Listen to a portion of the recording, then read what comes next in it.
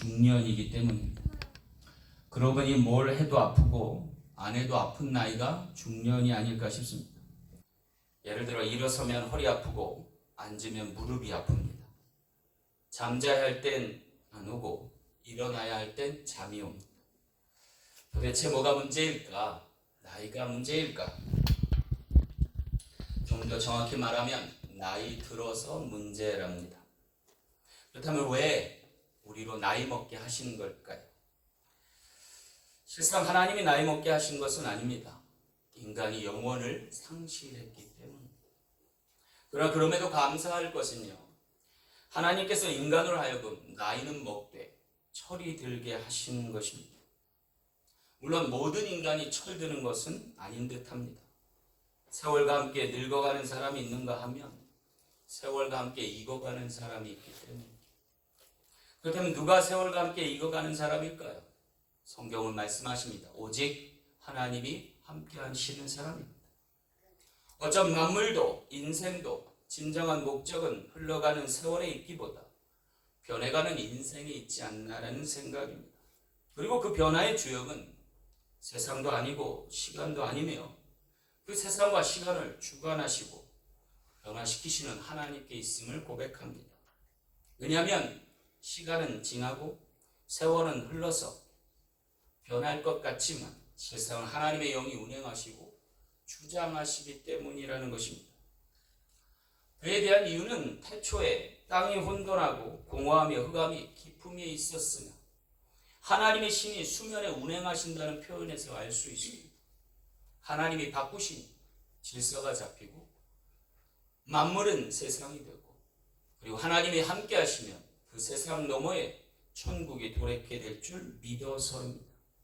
따라서 오늘 우리의 인생도 자연이 늙어가는 것으로 만족해서는 안 될 것입니다. 시간이 지날수록 철이 들고 세월이 흐를수록 변화된 인생이 되어서 하나님께 영광 나타내시는 모든 지체 되시길 간절히 소망합니다. 그랬을까요? 오늘 본문 말씀에는 부활하신 예수님과 40일을 함께 보낸 후에 약속하신 성령을 받고 철든 인생들을 소개하고 있습니다. 곧 철없던 제자들이 보냄받은 사도들이 된 것입니다. 모두가 약속하신 성령을 기다리고 받은 연후에 변화된 모습입니다. 오늘 우리 사랑 장로계 모든 지체들도 그렇게 아름답게 변화되어서 철든 인생이 되고 보냄받은 복음의 증거자 되시길 간절히 소망합니다. 자, 그렇다면 약속하신 성령을 받고 변화되어 철든 인생들이 되면 어떠한 변화를 일으키실까요? 오늘 말씀을 통해 귀한 깨달음 얻는 저와 여러분 되시길 소망합니다. 첫 번째 변화는요, 우리로 회복되게 하신다는 것. 6절 말씀과 한번 볼게요. 주께서 이스라엘 나라를 회복하심이 이때니까. 여기 제자들이요, 이스라엘 나라의 회복의 때를 묻고 있습니다. 아마도 이는 이스라엘 나라의 독립을 간절히 바래서인 모양입니다. 어쩌면 이는 우리 일제강점기에 구한말 시대를 살았던 조선인들의 바램처럼 참으로 오랜 수건과도 같은 것이었으리라 여겨집니다. 문제는요, 독립을 바랬던 이스라엘 나라, 그 나라의 성장보다 그들을 억압하고 착취하는 제국들의 성장이 더 빨랐다는 거예요. 그래서 아수르보다는 바벨론이, 바벨론보다는 페르시아가, 페르시아보다는 헬라가, 그리고 헬라보다는 로마가 더 급속히 확장되었고, 그리고 성장하여서 이스라엘의 성장 속도를 초월한 것입니다. 그로 인해서 점차 독립은 요원한 것이 되었음을 보게 됩니다. 더 큰 문제는요, 그만 포기할 만도 하고 체념할 만도 좋으련만 계속해서 이스라엘 백성들은 그의 나라의 회복만을 주장하고 있었다는 거예요. 그런데 그것이 도리어 백성들을 더 억압하는 수단이 됐고 고통은 가중되었음을 보게 돼요. 그래서 예수님 당시에 서민들의 삶은 피폐할 지경이었습니다. 아사 직전이었다. 그런데 그런 상황 가운데서 지금 제자들이 이스라엘 나라의 회복하심을 다시금 묻고 있는 거예요. 왜 그랬을까요? 모두가 부활하신 예수님의 능력 때문이었습니다. 이제 더는 이스라엘 나라의 독립은 요원한 것이 아니라 가능한 것으로 바뀌었던 거예요. 왜? 부활하신 예수님의 신적 능력이 그들을 일으킬 것이라 확신했기 때문에. 여기서의 제자들의 변화는 놀라운 것입니다. 왜냐하면 그들은 자신들의 영달만을 바라고 서로 크다 자랑하기에 쉬웠던 인생들이었어요. 그런데 그러한 제자들이 지금 진정 나라 걱정을 하고 있는 거죠. 도대체 제자들의 모습의 이전이 어떠했길래 이러할까요?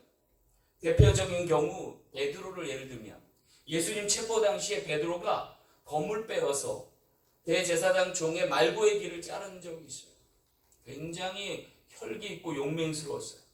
근데 얼마 지나지 않아서 예수님이 체포되니까 베드로가 예수님 신문 당시 그 겉에 멀찍이 서서 불을 쬐면서 계집종 앞에서 3번이나 예수님 모른다고 부인했어요. 그러던 제자가 예수님이 죽고 나자 이 베드로는 부활하신 줄도 모르고 자신은 물고기나 잡으러 간다고 체념한 듯 인생을 돌이켜서 갈릴리에 낙향했던 것을 보게 돼요. 용맹스럽던 베드로가 정말 부끄럽기 그지없는 인생으로 아예 끝장나 버릴 듯한 막장의 인생으로 바뀌고 있는 거예요. 그럼 뭐가 문제예요?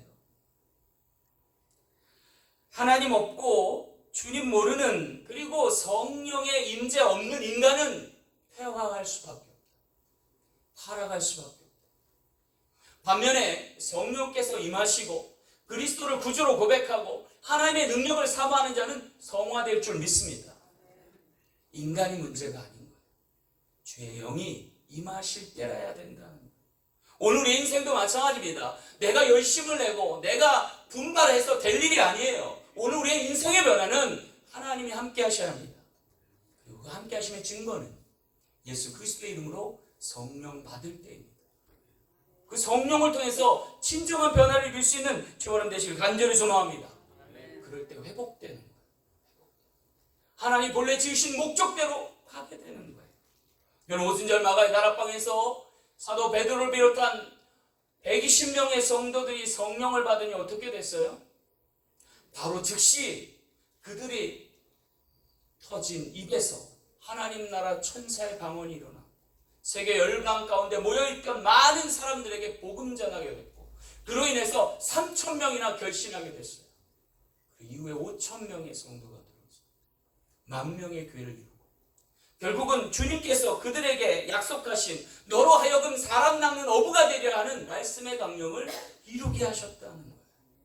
모두가 성령께서 함께 하실 때 가능한 일인 줄 믿으시길 간절히 소망합니다. 우리 사랑 성도, 우리 사랑 장로교회도 그와 같기를 간절히 소망합니다. 웅장한 건물이 아니어도 넉넉한 재정이 아니어도 이곳에 영혼으로 가득한 제단 되길 간절히 소망합니다. 모두가 주님께서 함께 하실 일이고 하나님의 때가 도래할 일이며 약속하신 성령의 충만함을 덧입을 때 이루어질 이름을 믿으시기 바랍니다. 우리의 삶도 몸된 교회도 그와 같이 회복되어서 하나님의 형상을 드리우며 하나님의 사랑하심을 증거할 수 있는 몸된 제단 되기를 간절히 축원합니다. 두 번째 변화는요, 우리로 자유하게 하심입니다. 오늘 7절 말씀 한번 볼게요. 때와 시기는 아버지께서 자기의 권한에 두셨으니 너희가 알 바 아니요 그랬어요. 여기 제자들의 질문에 예수님의 답변이 이어지고 있습니다. 때와 시기는 너희 알 바 아니라는 거예요. 굉장히 단호한 말씀이에요. 철들지 못한 제자들, 그들의 권한 받기라는 소리와도 같은 여지입니다. 심지어 주님은요, 그것이 자신의 권한 받김을까지 시사하고 있습니다. 오직 아버지의 뜻에 달려있다는 거죠. 어쩌면 자기 자신마저도 그것에 관해서 내려놓으신 모양과 같습니다. 이는 때와 시기에 관해서 무심했던 것만은 아닌 것 같습니다. 오히려 걱정, 근심, 무거운 짐에서 자유하시는 것 같은 느낌입니다. 그러고 보니까 진정한 자유는 뭘 많이 알고 뭘 많이 소유해서 얻어질 것이 아니듯 합니다. 진정한 자유는요, 필요한 것을 얻을 때 주어지는 것이었습니다. 오히려 뭘 많이 가졌다고 착각하는 순간 인간은 더 많이 가지려고 집착하게 되고 그 욕심이 죄가 되고 죄가 장성하여 사망에 이르지 않나 싶습니다. 대초 에덴 동산에 있던 인간들의 모습을 보면 모든 것을 다 가지고도 있었음에도 더 가지려 애쓰던 모습을 발견하게 됩니다. 진정 필요한 생명나무의 열매를 구하기보다는 가질 수 없는 그 나머지 하나마저 욕심내었던 것입니다. 그것이 타락의 시작이었습니다. 반면에 오늘 본문의 사도들은요, 생명나무와 같은 성령의 열매를 맺고자 단 한 가지만을 구했던 것을 보이게 돼요. 바로 성령의 임하심이었습니다. 그리고 그것으로 변화되었습니다. 그리고 성전에 나갔고 세상으로 향하였습니다. 성전 미문에 이르렀을 때 자신들이 소유하자 했던 그 무엇, 금과 음을 내려놓았습니다. 그것을 구하기보다 오히려 자신들에게 있어야 할 것, 그것을 성전 문에 앉아있던 안진뱅이에 선포했습니다. 곧 나사렛 예수 그리스도의 이름으로 일어나 걸으라 하는 명함입니다. 그것이 어쩌면 생명의 위험을 받고 있던 숨어있던 제자들을 성전 미문으로 이끌게 했고 거기서 안진뱅이를 일으켜 세우는 놀라운 기적의 단초가 됐던 것입니다. 그들에게 있어야 할 성령을 받았을 때의 변화인 것입니다. 오늘 우리도 그와 같은 증거 있기를 간절히 소망합니다. 구원의 확신을 얻게 될 사도와 같은 복음의 증거자는 천국을 향하여 순례케 될 줄 믿습니다. 세상에 나가 선포하게 될 줄로 믿습니다. 저는 자신의 안일함에, 자신의 부족함에 한탄하기보다 하나님 내게 주신 것으로 충족되어서 담대하게 전할 수 있는 저와 여러분 될 줄로 믿습니다. 이제 더는 조급해할 것도 없고 더는 욕심낼 무엇도 없습니다. 오히려 우리가 해야 할 일을 해야만 하는 것입니다. 근심하고 걱정하고 요심하고 초사하고 안달하고 목달할 일이 없어지는 겁니다. 오직 진정한 자유를 얻고 하나님의 명하신 일을 죽기 전에 하면 됩니다. 그것이 오늘 우리에게 소명인 줄 믿습니다. 이러한 사람들에게 더는 때와 시기에 그러한 과정을 물을 이유는 없습니다. 중요한 것은 죽기 전에 내가 할 일이 무엇인가를 깨닫는 것입니다. 그리고 그것이 사명이 될 것입니다. 그 사명을 얻은 자는 남이 뭘 하는지가 중요하지 않습니다. 세상이 어떻게 돌아가는지도 중요하지 않습니다. 오직 주님께서 하나님 나라 임하실 때 나로 이루실 의의가 무엇인지를 가늠할 뿐입니다. 진정한 자유는 거기에 임할 것이고 넘치는 축복은 따라올 것입니다. 그것으로 승리할 수 있는 저와 여러분 되시길 간절히 소망합니다. 마지막 변화는 우리로 증인되게 하십니다. 8절 말씀 한번 볼게요. 땅끝까지 이르러 내 증인이 되리라 하셨습니다. 여기 끝으로 땅까지 이르러 증인될 것을 선포하십니다. 모두가 성령과 함께 권능을 받을 때입니다. 너희가 권능을 받고 예루살렘과 온 유대와 사마리아와 땅끝까지로 내 증인이 되리라 하셨습니다. 주목할 것은요, 이 권능이 어디로부터 임하고 어디로 흐르느냐예요. 오늘 성경 말씀은 그 성령의 임재가 위로부터 아래로 흐르고 우리 안으로부터 밖으로 흘러넘칠 것을 예고하고 있습니다. 한마디로 하나님과의 소통이 세상으로의 전파로 이어지는 것을 소개하고 있는 거예요. 그럴 때 오늘 우리는 하나님이 하시는 일을 보게 될 것이고 그에 속한 증인이 될 것을 약속하고 계신 거예요. 여러분, 성령을 통해 하나님의 영의 소통이 일어나고 하나님을 믿는 사람의 증거가 되어서 증인된 소명을 다할 수 있는 저 여러분 되시길 간절히 소망합니다. 어떻게 가능할까요? 이 땅에 19세기에 미국의 부흥의 물결이 일어났습니다. 각 교회마다 성령의 충만함을 입고 하나님의 능력을 사모하여서 하나님의 일들을 계획할 때였습니다. 그때 미국의 한 교회에서 동양 성교회가 창립되었습니다. 그리고 한중일에 많은 선교사님들을 보내기 시작했습니다. 위로부터의 부흥의 역사가 세상으로부터의 복음 전파로 이어졌던 것입니다. 그리고 그들은 하나같이 하나님의 증인들을 자처했습니다. 그런데 그 증인들의 면면을 보니까 성령이 하시는 일과 같은 선상에서 일을 하더라는 거죠. 그렇게 해서 태동한 것이 한국의 교회들입니다. 그리고 이때부터 한국은 놀랍게 부흥 성장하기 시작했습니다. 그리고 마침내 하나님 나라가 그곳에 도래하였고 실현되기 시작했습니다. 그리고 오늘날의 대한민국을 이루게 되었고 말세지만의 선진나라로 우뚝 서가고 있는 형국입니다. 모두가 하나님께서 하시는 일입니다. 그리고 그에 대한 증인으로 우리를 부르셨다는 것. 이제 우리 사랑 장로교도 그와 같은 역사가 있기를 간절히 소망합니다. 우리에게 주신 부흥이 있다면 그것은 땅까지로 선교하라는 명령인 줄 믿습니다. 그를 통해서 오늘 우리가 하나님의 나라 지경을 이룰 수 있는 복된 지체 되시길 간절히 소망합니다. 요새 우리 교회를 방문하신 분들이 점점 늘어나고 있어요. 평일에도 여러 가지 여타 목적으로 교회를 방문하신 분들이 있습니다. 근데 때때로 보면 아직도 주님을 알지 못해서 방황하는 인생의 단면을 보이시는 분들이 있어요.